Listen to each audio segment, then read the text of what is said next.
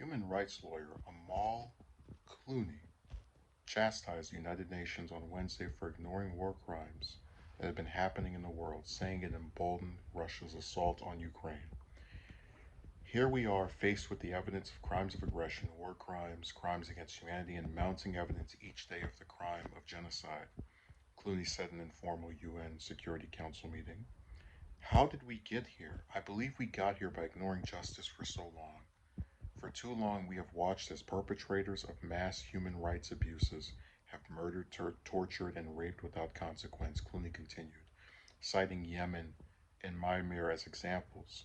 The meeting focused on how Russia would be held responsible for its actions in Ukraine, as soldiers have been accused of killing civilians, kidnapping children, and raping women. Clooney said countries have committed war crimes because they believe they will get away with it, and they have been right. Clooney says the international community needs to continue to rally behind Ukraine and urge accountability for war crimes so the issue does not get ignored like other conflicts such as those in Syria.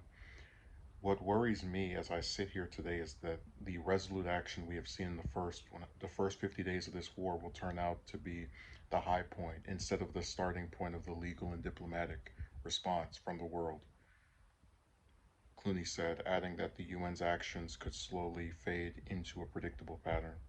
In response to Russia's invasion, the UN has voted to condemn the war, while many of its countries have provided aid and weapons to Ukraine. The US has given billions of dollars in aid and weapons while sanctioning Russian oligarchs and others for the war.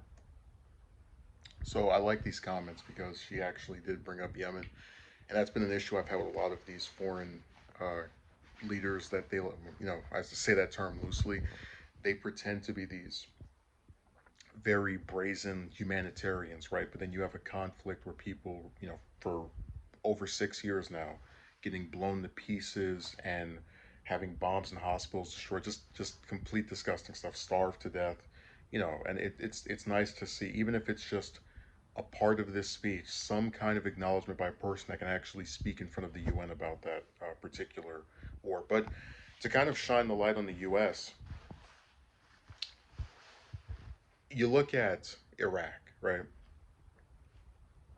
Afghanistan, um, pretty much any conflict. I guess I wouldn't say Iraq is because we did have we got lied into the war, but we did have an authorization prior to that. But again, if you take it further, look at Syria, Somalia. These are conflicts that caused massive human casualties. Obama bombed Syria so much he ran out of bombs. That's a particularly egregious example. And you didn't see the UN fussing about all of the lives that were lost, all of the money that was wasted on these different uh, battles that went nowhere except to get people into an early grave. And that's just what the UN's always been. It's just a bunch of people who really are never going to be affected by this stuff in any serious way, and so they don't actually try to change anything. Even as they're sitting here and supposedly they care so much about Ukraine, it's at most just selective outrage.